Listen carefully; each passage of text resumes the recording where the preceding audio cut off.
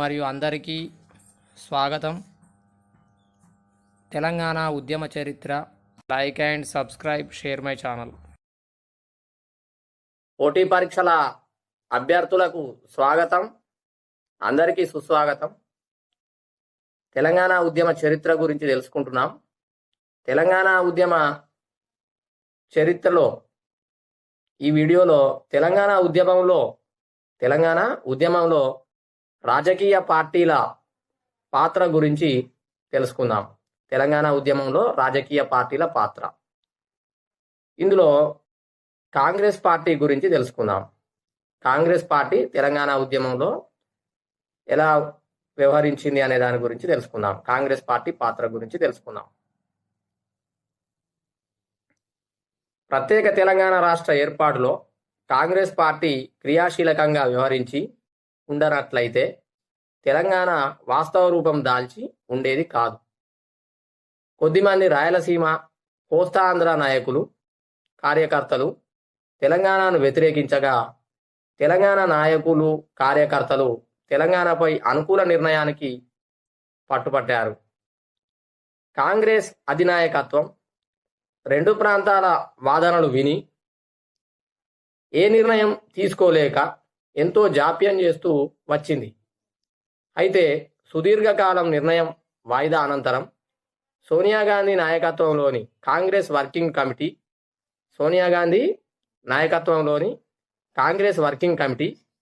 తెలంగాణ రాష్ట్ర ఏర్పాటుకు అనుకూలంగా నిశ్చయాత్మక నిర్ణయం తీసుకొని ఈ సమస్య పరిష్కారంలో చొరవ చూపింది.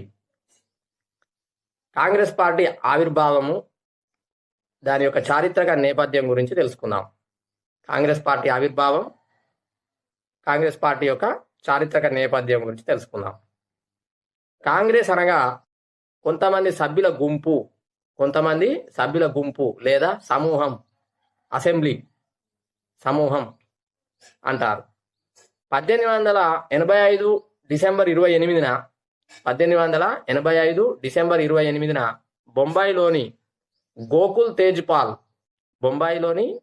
తేజ్పాల్ సంస్కృత పాఠశాలలో అలెన్ యాక్టివియన్ హ్యూమ్, ఇతన్నే ఏవో హ్యూమ్ అంటారు, అలెన్ యాక్టివియన్ హ్యూమ్ భారత జాతీయ కాంగ్రెస్ను స్థాపించాడు. ఇండియన్ నేషనల్ కాంగ్రెస్ను స్థాపించాడు ఏవో హ్యూమ్. భారత జాతీయ కాంగ్రెస్ స్థాపకుడిగా, పితామహుడిగా ఏవో హ్యూమ్ను పేర్కొంటారు. భారత జాతీయ కాంగ్రెస్ స్థాపకుడిగా, పితామహుడిగా ఏవో హ్యూమ్ను పేర్కొంటారు. ఏవో హ్యూమ్ సూచన మేరకు కలకత్తా విశ్వవిద్యాలయానికి చెందిన విద్యార్థులు 1884లో ఇండియన్ నేషనల్ యూనియన్ పేరుతో ఒక సంస్థను ఏర్పాటు చేశారు.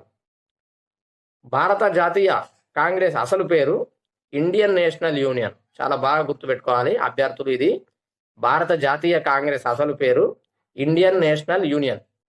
భారత జాతీయ యూనియన్ను కాంగ్రెస్ అనే పదాన్ని భారత జాతీయ యూనియన్కు కాంగ్రెస్ అనే పదాన్ని దాదాబాయి నౌరోజీ సూచించారు. ఎవరు? కాంగ్రెస్ అనే పదాన్ని, భారత జాతీయ యూనియన్కు కాంగ్రెస్ అనే పదాన్ని సూచించిన వ్యక్తి ఎవరు అంటే దాదాబాయి నౌరోజీ. కాంగ్రెస్ అనే పదాన్ని అమెరికా స్వాతంత్ర పోరాటం నుంచి దాదాబాయి నౌరోజీ గ్రహించాడు. కాంగ్రెస్ అనే పదాన్ని అమెరికా స్వాతంత్ర పోరాటం నుంచి దాదాబాయి నౌరోజీ గ్రహించాడు. భారత జాతీయ కాంగ్రెస్ భారతదేశానికి స్వాతంత్రాన్ని సంపాదించి పెట్టడంలో ముఖ్యమైన పాత్ర పోషించింది.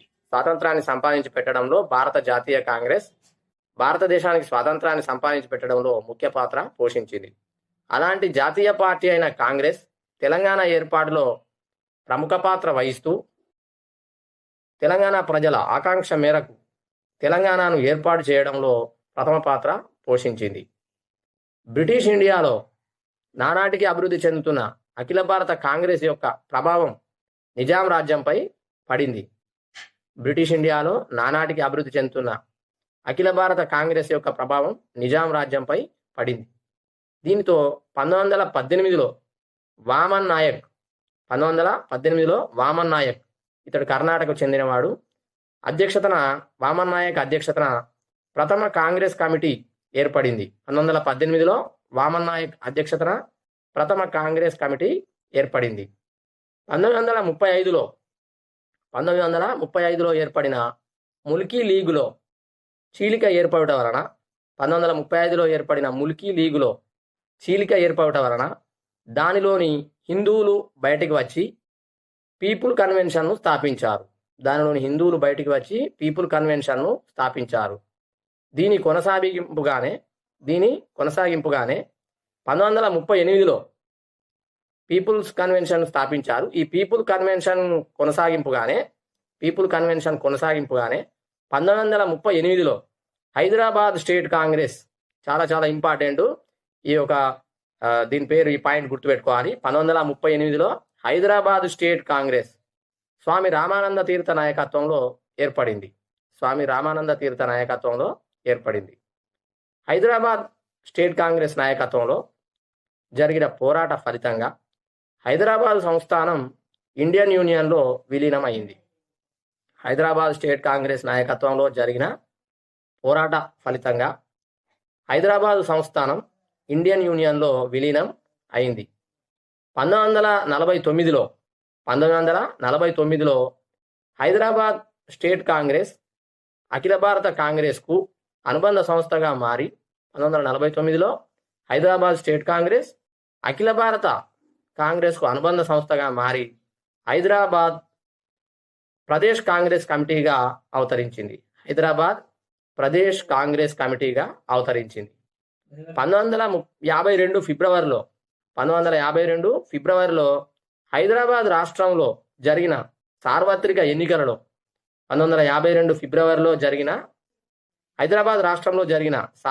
ఎన్నికలలో కాంగ్రెస్ పార్టీ విజయం సాధించి తొలిసారిగా హైదరాబాద్ రాష్ట్రంలో ప్రజాప్రభుత్వాన్ని ఏర్పాటు చేసింది. పుచ్చలపల్లి సుందరయ్య నాయకత్వంలో జరిగిన విశాలాంధ్ర ఉద్యమం ప్రభావం 1956 ఫిబ్రవరి 20న ఢిల్లీలో హైదరాబాద్ హౌజ్లో 1956 ఫిబ్రవరి 20న ఢిల్లీలో హైదరాబాద్ హౌజ్లో ఆంధ్ర తెలంగాణ కాంగ్రెస్ నాయకుల మధ్య జరిగిన పెద్ద మనుషుల ఒప్పందం ఫలితంగా ఆంధ్ర తెలంగాణ కాంగ్రెస్ నాయకుల మధ్య జరిగిన పెద్ద మనుషుల ఒప్పందం ఫలితంగా కాంగ్రెస్ హయాంలో 1956 నవంబర్ 1న ఆంధ్రప్రదేశ్ అవతరించింది. 1956 నవంబర్ 1న ఆంధ్రప్రదేశ్ అవతరించింది. అంటే పెద్ద మనుషుల ఒప్పందం 1956 ఫిబ్రవరి 20లో ఢిల్లీలో హైదరాబాద్ హౌజ్లో ఆంధ్ర తెలంగాణ కాంగ్రెస్ నాయకుల మధ్య పెద్ద మనుషుల ఒప్పందం అనేది జరిగింది. దాని ఫలితంగానే 1956 నవంబర్ 1న ఆంధ్రప్రదేశ్ అవతరించడం జరిగింది. ఒకే రాష్ట్రంలో 2 ప్రదేశ్ కాంగ్రెస్లు ఉండరాదని 1957లో 2 శాఖలను కలిపి ఒక ప్రదేశ్ కాంగ్రెస్గా నీలం సంజీవరెడ్డి రూపొందించారు. 1969లో తెలంగాణ ఉద్యమం సందర్భంగా 1969 ఏప్రిల్ 11న అష్టసూత్ర పథకంను ప్రకటించింది. 1969లో తెలంగాణ ఉద్యమం సందర్భంగా 1969 ఏప్రిల్ 11న అష్టసూత్ర పథకంను ప్రకటించింది. చాలా చాలా ఇంపార్టెంట్ ఇది. తర్వాత 1973 సెప్టెంబర్ 21న జై ఆంధ్ర ఉద్యమం కారణంగా 6 సూత్రాల పథకంను ప్రవేశపెట్టింది. 1973 సెప్టెంబర్ 21న జై ఆంధ్ర ఉద్యమం కారణంగా 6 సూత్రాల పథకంను ప్రవేశపెట్టింది. 1990లో జానారెడ్డి కన్వీనర్గా తెలంగాణ ఫోరం ఏర్పాటైంది. 1990లో జానారెడ్డి కన్వీనర్గా తెలంగాణ ఫోరం ఏర్పాటైంది. తెలంగాణకు వివిధ రంగాలలో జరుగుతున్న అన్యాయాలను గురించి జానారెడ్డి నాయకత్వంలో నాటి ప్రధాని పివి నరసింహారావుకు, ముఖ్యమంత్రి కోట్ల విజయభాస్కర్ రెడ్డికి వినతి పత్రం ఇచ్చారు. 1990 దశకం చివరి భాగం నుంచి కాంగ్రెస్ పార్టీ ప్రత్యేక తెలంగాణ రాష్ట్ర ఏర్పాటు గురించి మరింత స్వరం పెంచి ఉద్యమంలో చురుకుగా పాల్గొనడం ప్రారంభించింది. 2001లో టిఆర్ఎస్ పార్టీ ఆవిర్భావం తర్వాత తెలంగాణ కాంగ్రెస్ నాయకులు ఒక ఫోరంగా ఏర్పడి తెలంగాణ కోసం కృషి చేశారు. చిన్నారెడ్డి కన్వీనర్గా తెలంగాణ కాంగ్రెస్ లెజిస్లేచర్ ఫోరం ఏర్పాటైంది. ఇది కూడా చాలా ఇంపార్టెంట్. చిన్నారెడ్డి కన్వీనర్గా తెలంగాణ కాంగ్రెస్ లెజిస్లేచర్ ఫోరం ఏర్పాటు అయింది. 2000 ఆగస్టు 11న కాంగ్రెస్ పార్టీలోని తెలంగాణ సభ్యులు 41 మంది తెలంగాణ రాష్ట్రం కోరుతూ కాంగ్రెస్ అధ్యక్షురాలు సోనియా గాంధీకి విజ్ఞాపన పత్రం సమర్పించారు. కాంగ్రెస్ అధ్యక్షురాలు సోనియా గాంధీకి 2000 ఆగస్టు 11న కాంగ్రెస్ పార్టీలోని తెలంగాణ సభ్యులు 41 మంది తెలంగాణ రాష్ట్రం కోరుతూ కాంగ్రెస్ అధ్యక్షురాలు సోనియా గాంధీకి విజ్ఞాపన పత్రం సమర్పించారు. తెలంగాణ కాంగ్రెస్ ఫోరంలో వనపర్తి శాసనసభ్యులు జి చిన్నారెడ్డి మరియు పాల్వాయి గోవర్ధన్ రెడ్డి ముఖ్య పాత్ర పోషించారు.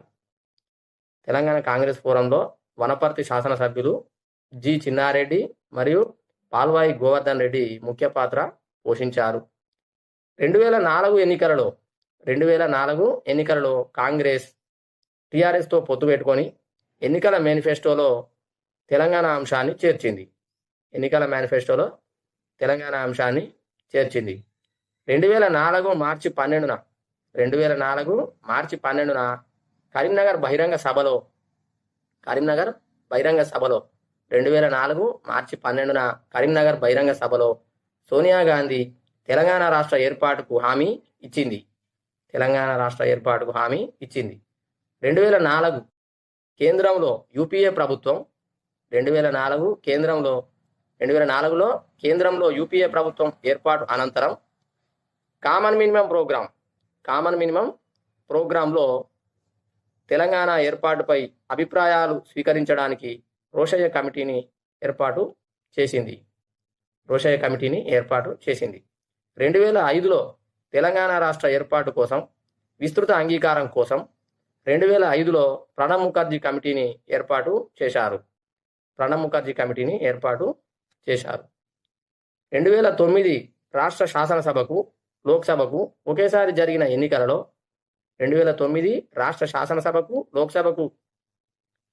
జరిగిన ఎన్నికలలో తమ పార్టీని గెలిపిస్తే తెలంగాణ రాష్ట్రాన్ని ఏర్పాటు చేస్తామని వైఎస్ఆర్ హామీ ఇచ్చి ఆ వెంటనే మరివిడతలో జరిగిన ఆంధ్ర ప్రాంత ఎన్నికల ప్రచారం సందర్భంగా నంద్యాల సభలో తెలంగాణ రాష్ట్రం వస్తే హైదరాబాద్ పోవాలంటే ఆంధ్ర ప్రాంతం వారు వీసాలు తీసుకోవాల్సి వస్తుందని దుష్ప్రచారం చేశారు. 2009 అక్టోబర్ 9న హైదరాబాద్ ఫ్రీ జోన్ అని సుప్రీంకోర్టు తీర్పు ఇచ్చిన నేపథ్యంలో తెలంగాణలో జరిగిన అసంతృప్తిని గమనించి ముఖ్యమంత్రి రోషయ్య 2009 అక్టోబర్ 13న అఖిలపక్షం ఏర్పాటు చేయడం జరిగింది. 2009 అక్టోబర్ 9న హైదరాబాద్ ఫ్రీ జోన్ అని సుప్రీంకోర్టు తీర్పు ఇచ్చిన నేపథ్యంలో తెలంగాణలో జరిగిన అసంతృప్తిని గమనించి ముఖ్యమంత్రి రోషయ్య 2009 అక్టోబర్ 13న అఖిలపక్షం ఏర్పాటు చేయడం జరిగింది.